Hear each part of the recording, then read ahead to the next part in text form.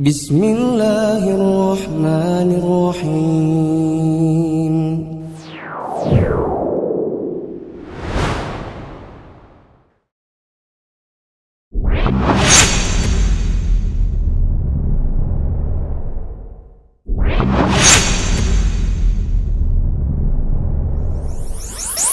Bismillahirrahmanirrahim. Assalamualaikum warahmatullahi wabarakatuh. Waalaikumsalam warahmatullahi wabarakatuh. Alhamdulillahirabbil alamin wassalatu wassalamu ala asyrafil anbiya'i wal mursalin wa ala alihi wa ashabihi wa man tabi'ahum bi ihsanin ila yaumiddin.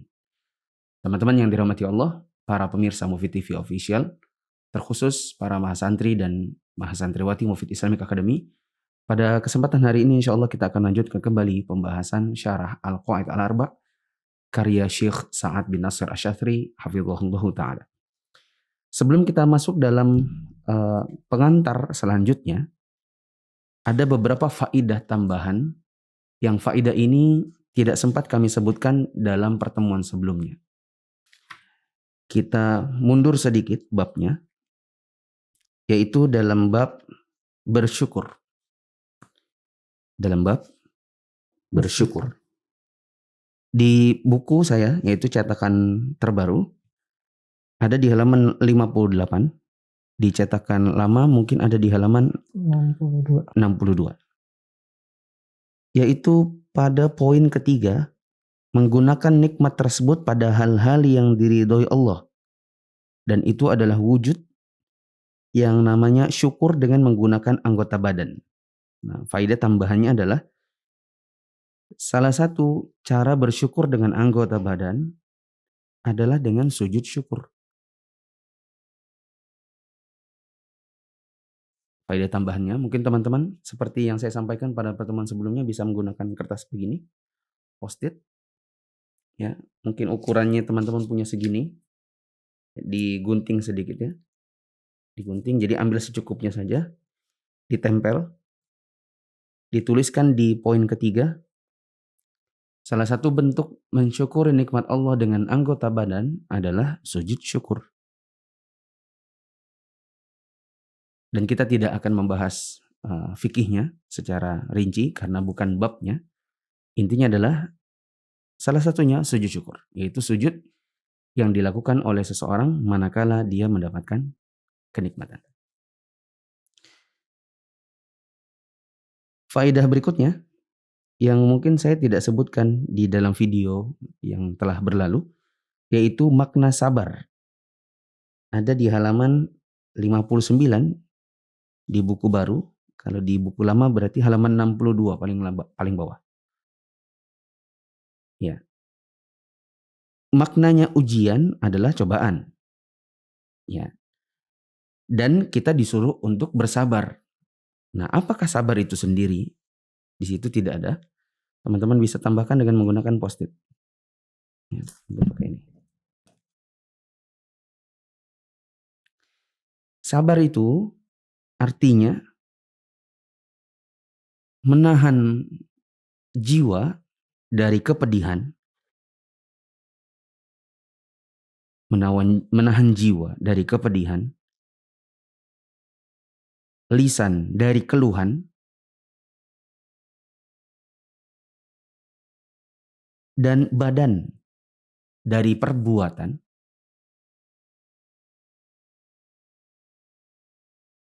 apapun yang menunjukkan kemarahan dan merupakan ekspresi tidak menerima takdir Allah. Kalau ada yang bertanya, sabar itu apa? Sabar itu artinya menahan jiwa dari kepedihan, kemudian ditahan lisan dari keluhan, dan anggota badan ditahan dari perbuatan yang seperti apa? Apapun yang menunjukkan kemarahan dan ekspresi tidak terima dengan ketentuan Allah. Sebagai contoh, hati ini marah, ya, membenci Allah. Sampai-sampai ada yang murtad gara-gara hal ini. Ya, ada sebagian orang termasuk para public figure yang dicontoh masyarakat kita, ada yang mengatakan karena bapak saya meninggal, ibu saya ketika itu begini, rumah tangga saya ketika itu begitu. Lalu dia mengatakan, aku menggugat Tuhan. Hei Tuhan, lo kenapa bikin hidup gue seperti ini, katanya. Akhirnya dia murtad. Ya. Dimulai dari ketidaksabaran manakala menghadapi ujian. Ya. Maka di sini juga perlu dicatat ya, tidak sabar bisa menjatuhkan sampai pada taraf kemurtadan. Ya, tidak sabar itu bisa menjatuhkan ke dalam kemurtadan. Untuk contoh berkeluh kesah dengan lisan yang menunjukkan ketidaksabaran seperti yang Ana contohkan di pertemuan sebelumnya, ya, berteriak-teriak ketika di rumah sakit, ya kan. Satu bangsal itu kan beberapa pasien. Kadang ada satu pasien yang terganggu, ya, karena yang lain ada yang tidak sabar. Ya. Nah, contoh badan yang menunjukkan ekspresi tidak menerima, ya misalnya jingkrak-jingkrak, ya, apa kalau bahasanya itu, berguling-guling, ya kan, menjambak-jambak rambut dan yang semacam itu. Lanjut, faedah berikutnya adalah pada halaman 59, sedangkan di buku lama ada di halaman Ibtila mana? 62. Makna ujian di situ disebutkan ujian itu diberikan dengan dua model. Ada ujian dalam bentuk tertahannya kenikmatan, ada ujian yang terjadi dengan sesuatu yang tidak disukai. Sebagai faedah tambahan mungkin bisa ditulis teman-teman, gunakan post-it-nya atau kertas dengan isolasi, selotip ya. Ada model ujian yang ketiga, yaitu ujian dengan sesuatu yang disukai. Ujian dengan sesuatu yang disukai. Ya, berarti ujian itu ada 3 model sebenarnya. Bisa jadi ada kenikmatan tapi nggak dapat, ya kan? Ada juga yang terjadi sesuatu tapi sesuatu itu tidak disukai. Dan ada yang ketiga, disukai dan terjadi berupa kenikmatan. Contoh kesuksesan itu bisa jadi hanya ujian. Harta, ya, itu bisa jadi sebuah ujian. Kita menikah lalu kita ingin punya anak, bisa jadi anak itu adalah ujian meskipun itu kita senangi kehadirannya. Ya. Sebagaimana firman Allah Ta'ala, kullu nafsin dha'iqatul maut wa nabluukum bisyarri wal khairi fitnah. Setiap yang bernyawa pasti mati dan kami jadikan atau kami uji mereka dengan kebaikan dan keburukan. Jadi bisa jadi kebaikan itu merupakan ujian. Ya. Contohnya tadi kesuksesan, harta, anak. Ya, itu semua bisa jadi adalah semacam ujian. Ada faedah lain. Kita perkenalkan yang namanya istidraj. Karena beberapa waktu yang lalu ada santri yang bertanya, kalau orang kafir itu mereka dapat ujian atau bagaimana? Soalnya mereka ada juga yang kaya raya, sukses. Ya, maka faedah tambahnya adalah kenali yang namanya istidraj. Istidraj. Ya, tulis sama-sama. Istidraj. Yaitu dibukakannya pintu dunia kepada seseorang bukan karena Allah cinta, tetapi untuk membuat dia semakin lalai. Nanti baru kemudian disambar dengan azab tiba-tiba. Kata Allah Subhanahu wa taala, "Falamma nasu ma dzukiru bihi fatahna 'alaihim abwaaba kulli syai'." Ketika mereka sudah lupa, tidak lagi mengingat Allah, maka kami bukakan mereka pintu segala sesuatu. Kenikmatan-kenikmatan. Jadi Allah bukakan pintu untuk orang kafir. Makanya orang kafir itu misalnya pendapatan tertinggi, manusia terkaya di muka bumi, Itu kan rata-rata dari kalangan orang kafir. Ya, artis-artis, pemain bola dengan pendapatan yang banyak, ya, harta dunia yang begitu mewah, serumah cuman bertiga tapi rumahnya kayak istana. Ya, nggak tahu sudah berapa pembantu yang dibutuhkan untuk membersihkan rumahnya. Ya. Kemudian mobil mewah, dibukakan oleh Allah segala pintu keduniaan. Ya. Lalu kemudian apa kata Allah? Hatta idza farihu bima utu akhadnahum baghtah. Ketika akhirnya mereka berbangga-bangga dengan apa yang mereka punya, kami azab mereka dengan sekonyong-konyong tiba-tiba. Ya. Jadi kalau ada yang bertanya bagaimana dengan orang kafir, jawabannya orang kafir diberikan oleh Allah pintu dunia itu bisa jadi hanyalah istidraj, yaitu Allah bukakan pintu dunia, tetapi bukan karena Allah cinta, melainkan karena Allah benci kepada mereka. Lalu kemudian Allah buat mereka semakin lalai, semakin lupa. Lalu Allah azab mereka secara tiba-tiba. Apa tadi namanya? Istidraj. Istidraj. Ada analogi istidraj yang mungkin mendekati. Antum dulu pernah nggak ngamuk-ngamuk minta duit? Jujur. Pernah ya? Pernah. Ya. Minta mainan kah? Minta coklat kah? Dibawa ke pasar atau dibawa ke mall, antum minta sesuatu tapi nggak dikasih. Ya. Lalu antum ngamuk-ngamuk. Ya masih kecil gitu. Orang tua antum sudah malu nih. Ya sudah. Ya. Dan orang tua belikan itu bukan karena orang tua cinta, ya, tapi karena orang tua lagi kesel sebenarnya. Bahkan bisa jadi diancam, awas kamu ya nanti sampai di rumah mau cubit kamu, gitu kan? Ya, atau bahkan sudah dicubit duluan tapi cubitnya dari belakang gitu kan? Ya, dibelikan tapi orang tua marah. Kita guling-guling, minta uang. Lalu, udah minta uang terus, minta uang. Akhirnya dikasih, makan nih uang. Ya kan? Dikasih suruh makan itu uang gitu.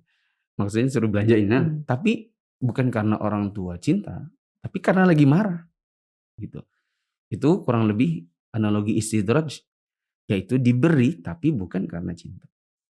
Nah, faedah yang lain, tapi faedah ini faedah hadis. Ya, sayangnya tidak disebutkan di dalam buku ini. Ketika penulis atau pensyarah mengatakan ujian itu justru menunjukkan bahwa Allah menyucikan seorang hamba dan membersihkan dia dari dosa-dosanya. Kalau di buku saya halaman 59, di buku antum halaman 63. Ya. Bisa dicatat, ada sabda Nabi Sallallahu Alaihi Wasallam. Ya. Kalau teman-teman bisa menuliskan bahasa Arabnya lebih bagus. Tapi kalau tidak bisa ya berarti Indonesianya saja. Ya. Hadis Rasulullah sallallahu alaihi wasallam, innallaha idza ahabba qauman ibtalahum. Innallaha idza ahabba qauman ibtalahum. Sesungguhnya Allah apabila mencintai suatu kaum maka dia akan menguji mereka. Hadis ini riwayat Ahmad. Ya. Dan juga diriwayatkan Imam Tirmidzi, diriwayatkan Ibnu Majah. Ini dalil bahwa Allah ya, menjadikan ujian itu bukan karena suatu kaum itu rendah, tapi bisa jadi karena suatu kaum itu lagi dicintai oleh Allah. Sehingga Allah ingin menguji mereka. Ya. Tetapi ada syaratnya. Syaratnya ada di kelanjutan hadis ini. Apa kata Nabi SAW? Faman radiya falahu ridha. Wa man sakhita falahu sukht. Siapa yang ridho dengan ujian itu, maka dia juga mendapatkan ridho Allah. Siapa yang benci dengan ujian Allah ini, maka Allah pun benci sama dia. Faedah selanjutnya, hadis yang sama yang baru saja kita catat, bisa juga kita letakkan di poin kedua tentang cara orang menghadapi ujian. Kalau di buku yang baru ada di halaman 61, di buku lama ada di halaman 65. Ya. Disebutkan di situ bagaimana seseorang manakala menghadapi musibah. Pertama, sabar untuk Allah. Yang kedua adalah Sikap ridho. bersikap ridho. Nah, hadis sikap ridho ini yang kita catat barusan. Apa tadi bunyinya? Kata Nabi SAW, Innallaha idza ahabba qauman ibtalahum. Faman radiya falahu ridha, wa man sakhita falahu sukht. Apa kata Nabi SAW? Sesungguhnya Allah apabila mencintai suatu kaum, maka Allah akan uji mereka. Siapa yang ridho, maka dia dapat ridho Allah. Siapa yang benci, mengutuk ujian ini, maka dia pun akan dapat kutukan. Atau dapat kebencian Allah. Kutukan itu bukan kutukan jadi batu ya. Ya, dikutuk itu artinya dijauhkan dari rahmat. Karena Allah benci. Nah, ini dalil yang barusan. Bahwa ujian itu adalah salah satu bentuk kecintaan Allah kepada hamba. Dan dalil yang sama kita pakai untuk menyatakan tentang cara menghadapi ujian adalah ridho. Supaya dapat ridho Allah juga. Faedah yang lain yang juga tidak disebutkan sebelumnya ada di halaman 60 di ayat Allah wa basyirus sabirin. Coba kita baca. Wa basyirus sabirin itu kata Allah Ta'ala ya, tentang orang-orang yang bersabar. Apabila ditimpa musibah mengucapkan innalillahi wa inna ilaihi raji'un. Mereka itulah yang mendapatkan keberkahan yang sempurna, rahmat, dan mereka itu yang mendapatkan petunjuk. Faidah yang merupakan tambahan di sini dan tidak sempat disebutkan sebelumnya adalah ada 3 karunia yang Allah berikan bagi siapa yang bersabar dalam menghadapi ujian. Apa saja? Shalawatu min rabbihim wa rahmah wa ulaika humul muhtadun. Berarti 3 ini adalah as-shalawat. Dan shalawat itu artinya keberkahan. Ya. Salat itu artinya keberkahan. Yang kedua adalah rahmat. Rahmat. Dan yang ketiga adalah mendapat petunjuk. Petunjuk. Jadi shalawat, rahmah, huda. Ini yang Allah berikan bagi orang-orang yang sabar menghadapi ujian. Contoh orang dikasih ujian, lalu malah dapat rahmat. Ya. Ummu Sulaim. Salah satu sahabiat. Lari suaminya. Karena mendengar orang-orang pada masuk Islam.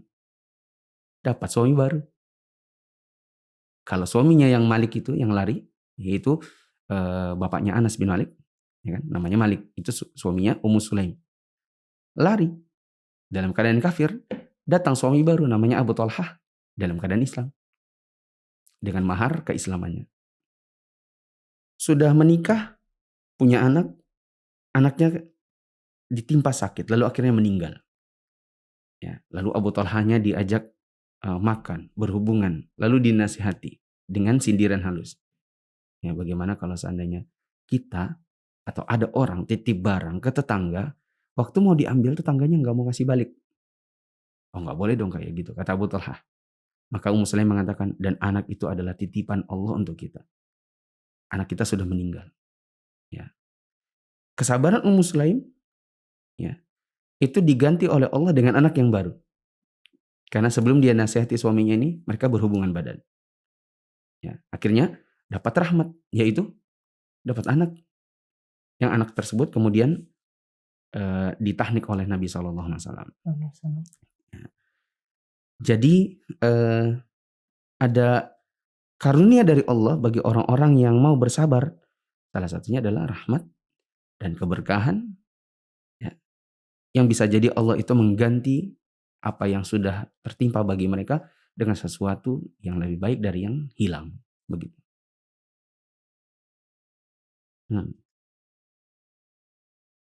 Faidah yang lain.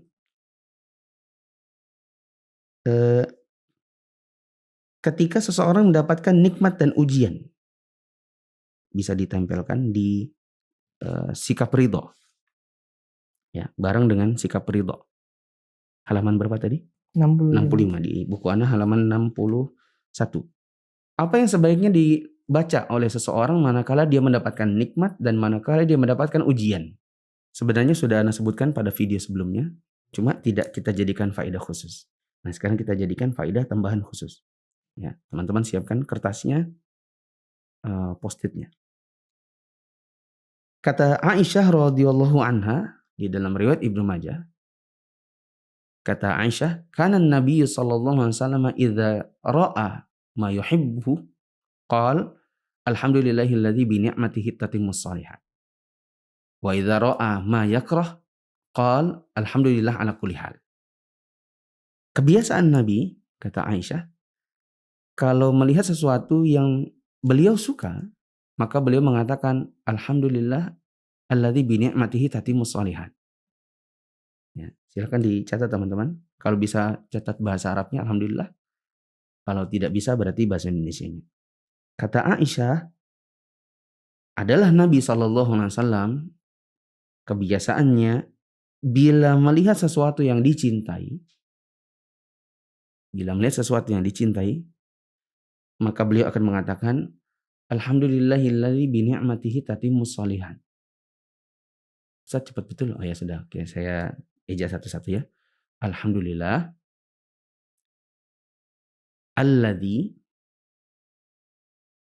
bi ni'matihi tatimmu as-shalihat. Alhamdulillah alladzi bi ni'matihi tatimmu as-shalihat. Segala puji bagi Allah yang dengan kenikmatannya segala kebaikan menjadi sempurna.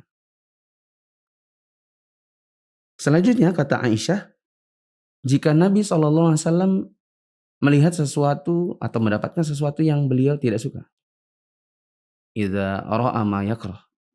Kalau Nabi lihat sesuatu atau dapat sesuatu yang Nabi benci, apa yang beliau baca? Alhamdulillah ala kulli hal. Alhamdulillah, silakan dicatat. Ala kulli hal. Segala puji bagi Allah dalam segala keadaan. Hadis ini riwayat Ibnu Majah. Nah, coba kita sama-sama baca.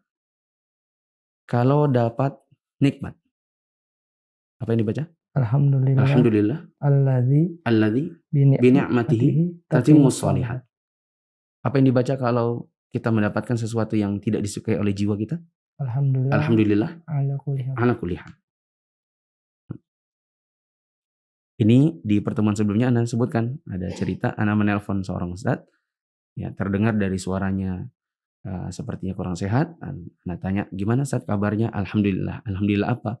Dia bilang, alhamdulillah ala kulli hal. Baik. Faedah selanjutnya adalah di halaman 62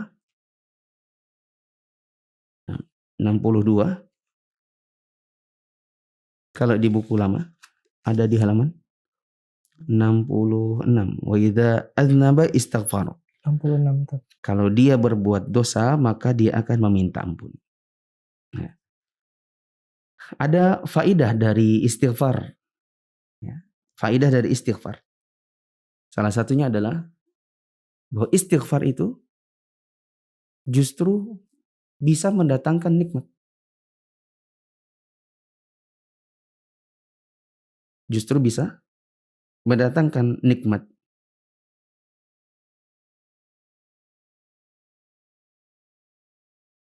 Contohnya adalah nikmat anak.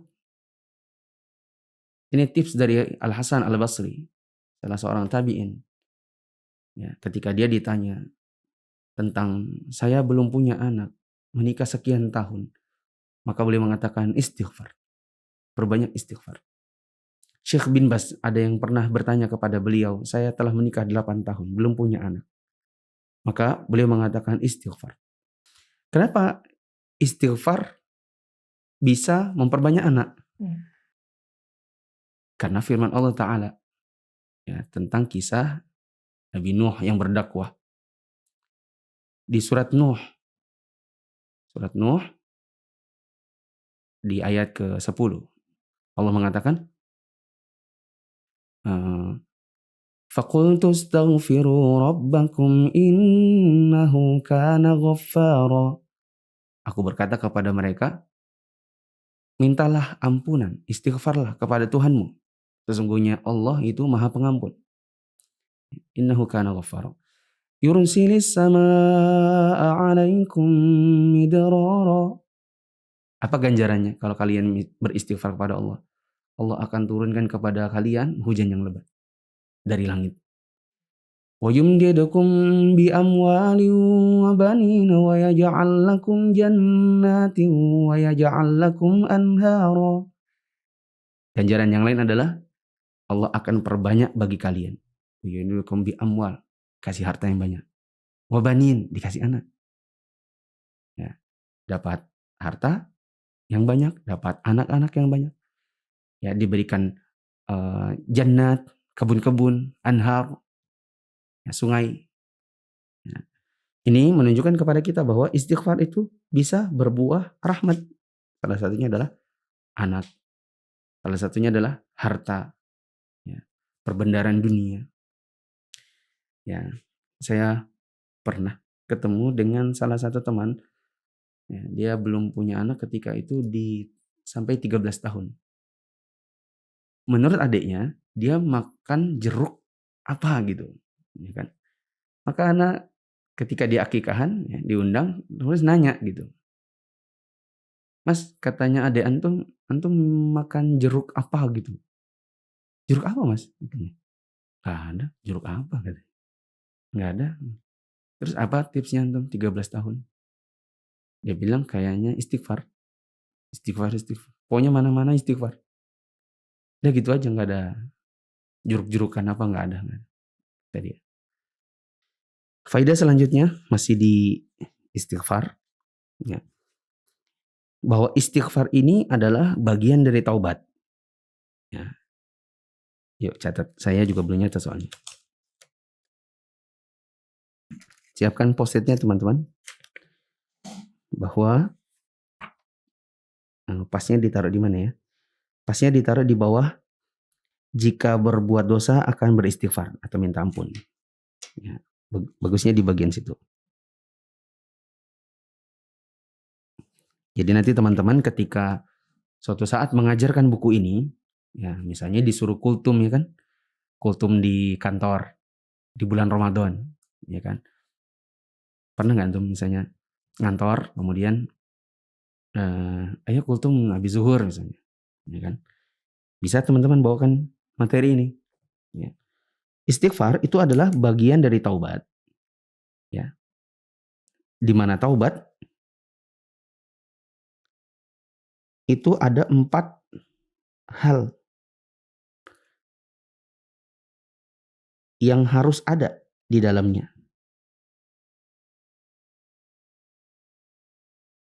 Ada 4 hal yang harus ada di dalam taubat itu. Pertama adalah istighfar. Artinya meminta ampun. Sudah kita bahas ya. Yang kedua adalah penyesalan. Penyesalan. Di mana sebagian orang ada yang setelah melakukan perbuatan dosa dia itu tidak menyesal.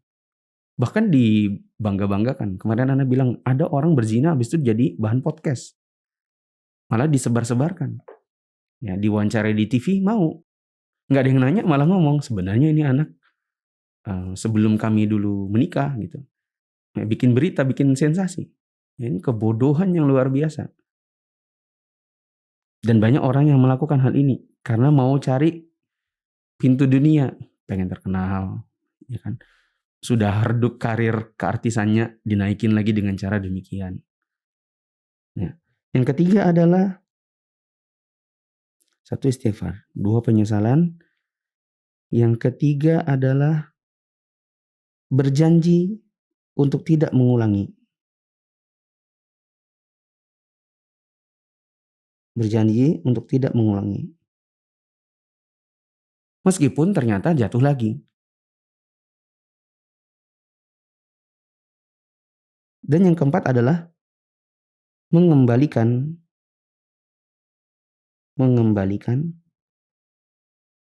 hak orang lain untuk dosa yang menyangkut hak orang.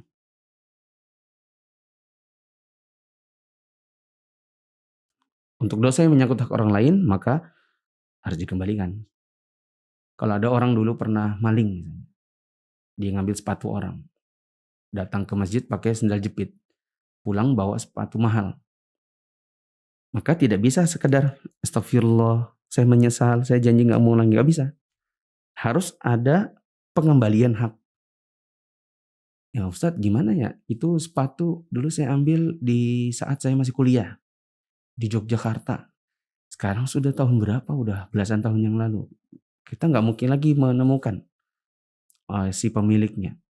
Ya. Maka bisa saja dikembalikan dengan cara diperkirakan sepatu itu harganya berapa, kemudian disedekahkan atas nama orangnya.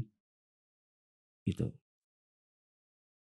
Contoh yang lain, kita pernah ngutang sama orang, lalu kita itu memang sengaja gitu ya, nggak mau bayar.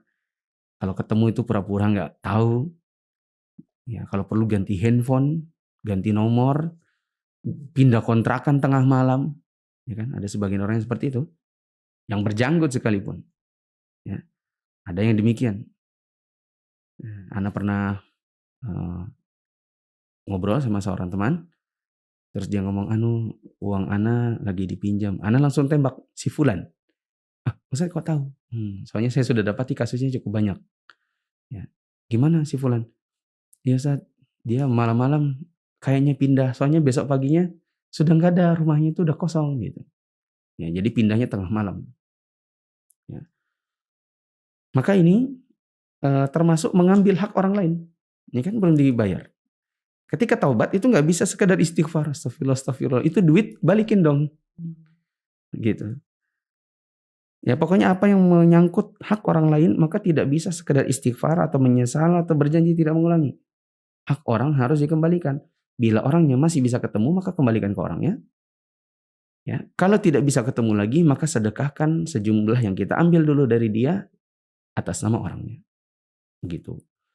Nah, seringkali juga terutama teman-teman yang waktu sekolah SMA dulu agak nakal-nakal gitu ya. Kalau pergi ke kantin makan gorengan 7, tapi lapornya cuma 3. Ya. Itu bagaimana tuh? Itu nggak bisa sekedar istighfar. Dulu gorengan yang tidak dimakan, yang dimakan tapi tidak dibayar, maka wajib dikalkulasi dengan perkiraan yang mencukupi. Contoh, ya, misalnya gorengan itu harganya ketika antum sekolah berapa? 1.000, oke, 1.000. Yang tidak dibayar berapa? 4.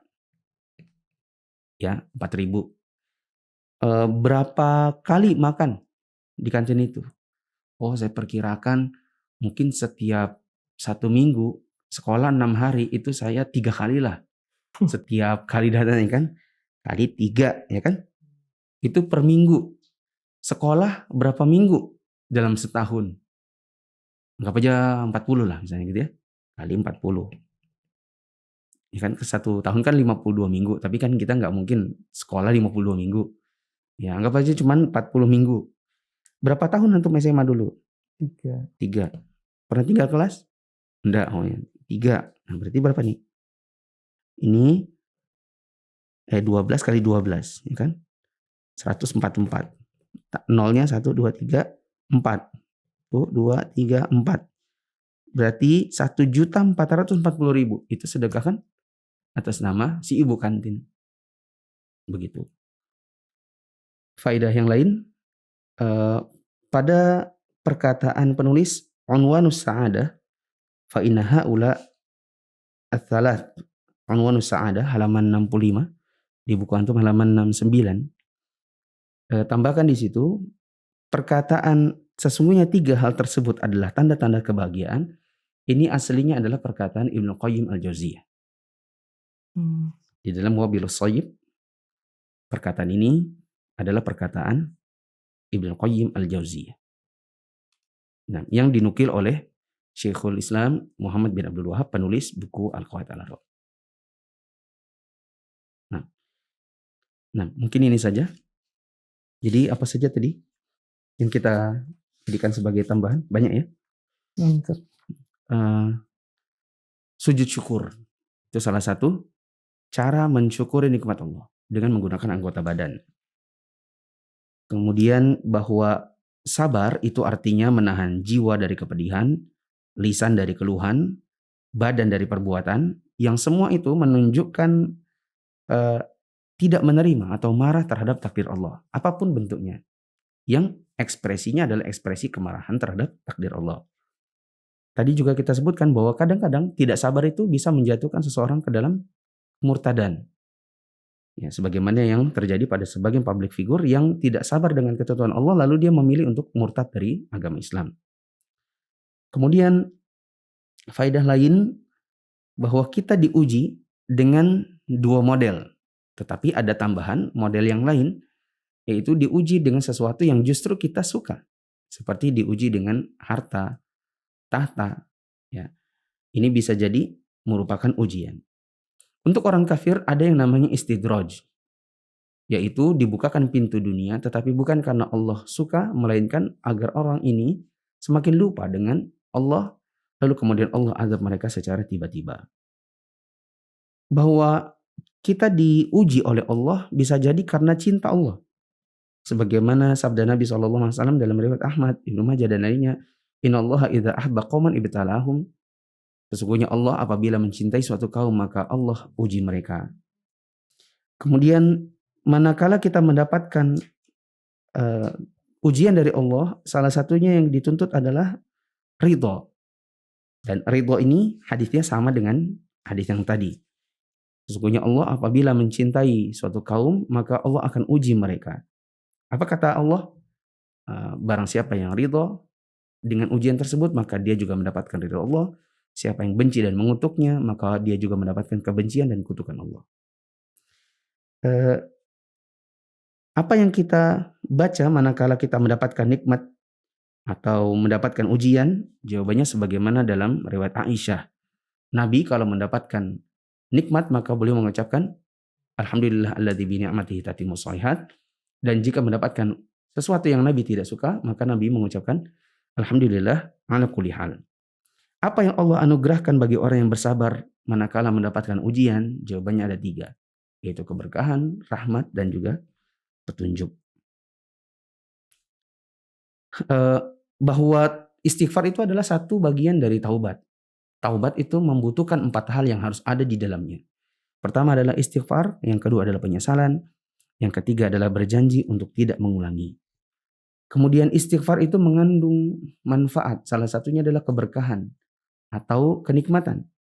Sebagaimana yang pernah ditipskan oleh Hasan al-Basri dan juga Syekh bin Baz dan para ulama yang lain kepada orang yang belum memiliki anak, ya, yang tidak dibukakan pintu dunia berupa harta, maka kata Allah Subhanahu wa taala beristighfar. Sebagaimana dalam surat Nuh ayat 10 dan seterusnya. Yang terakhir, fa in haula'i thalatha unwanu sa'adah, karena sesungguhnya 3 hal tersebut adalah tanda kebahagiaan. Aslul kalam atau kalam ini aslinya adalah perkataan Ibnu Qayyim al-Jauziyah. Wallahu a'lam bishawab. Baik, insyaallah semua faedah yang kita catat pada hari ini sudah selesai semua. Mungkin ada pertanyaan sebelum ditutup? Anda ingin bertanya Ustadz terkait dengan istidraj. Ustadz tadi kan menyampaikan istidraj itu contoh-contohnya hanya untuk orang kafir. Apakah memang istidraj itu hanya untuk orang kafir? Ataukah seorang muslim pun bisa terjatuh dalam istidraj? Yang kedua, jika memang seorang muslim itu bisa terjatuh ke dalam istidraj, adakah tanda-tanda yang bisa dikenali atau dirasakan gitu Ustaz? Apakah hanya untuk orang kafir? Jawabannya tidak. Orang muslim juga bisa jatuh ke dalam istidraj. Ya. Langsung saja, apa tanda-tandanya? Dia Islam, KTP. Dibukakan pintu dunia. Tapi gak sholat. Tapi kok kaya gitu. Kok sukses? Menurut antum, di lingkungan kita banyak gak orang seperti itu? Banyak. Entah tetangga, teman kantor, bos-bos kita. Ana dulu pernah kerja di Jakarta. Ana lihat bos-bos ana ini gak sholat. Apakah mereka kafir? Kayaknya enggak, karena namanya nama Islam. Ya, namanya nama Islam. Ana gak usah sebut namanya ya. Maghrib tidak sholat. Ada dalam kantor. Karena kan ada musola yang dipakai. Jangankan zuhur, asar. Maghrib saja kita lihat tidak. Ya. Dia pergi ke ruang rokok biasanya. Tapi dia muslim. Tapi dia jabatannya tinggi. Artis-artis dah. Ya. Kan kita bagaimanapun dulu mungkin pernah mengenal artis-artis gitu ya. KTP Islam. Nanti kalau lebaran pakai baju muslim. Ya kan. Mengucapkan selamat Hari Raya Idul Fitri bla bla bla. Nah, tapi pekerjaan dia pekerjaan kotor. Harta yang dia makan harta haram. Dari pekerjaannya, ikhtilatnya, kholwatnya, ya, melakukan hal-hal yang diharamkan di dalam agama. Tetapi luar biasa, kaya, mobilnya, rumahnya, ya, tinggalnya di Jakarta di area-area elit, begitu. Panjang tahun hanya berjilbab, misalnya hanya ketika Idul Fitri atau Idul Adha. Setelah itu nanti sepanjang tahun yang lain juga isinya hanya buka aurat. Ya. Atau paling banter ketika tanah suci. Kemudian diantara mereka misalnya mengatakan, alhamdulillah setelah saya pergi umroh pulang dapat job nyanyi dangdut di mana-mana, gitu. Ada kan sebagai orang seperti itu. Nah, orang-orang seperti ini ciri-ciri istidraj. KTP Islam, tidak dekat dengan Allah, bermaksiat sepanjang tahun, ya, tidak sholat, tapi kaya raya, gitu. Jadi pahami? Bisa. Wallahu a'lam bishawab. Mungkin ini saja teman-teman yang dirahmati Allah yang bisa kita bahas. Insya Allah kita akan lanjutkan pada pertemuan yang akan datang. Subhanakallahumma wa bihamdika asyhadu an la ilaha illa anta astaghfiruka wa atubu ilaik. Wassalamualaikum warahmatullahi wabarakatuh. Waalaikumsalam warahmatullahi wabarakatuh.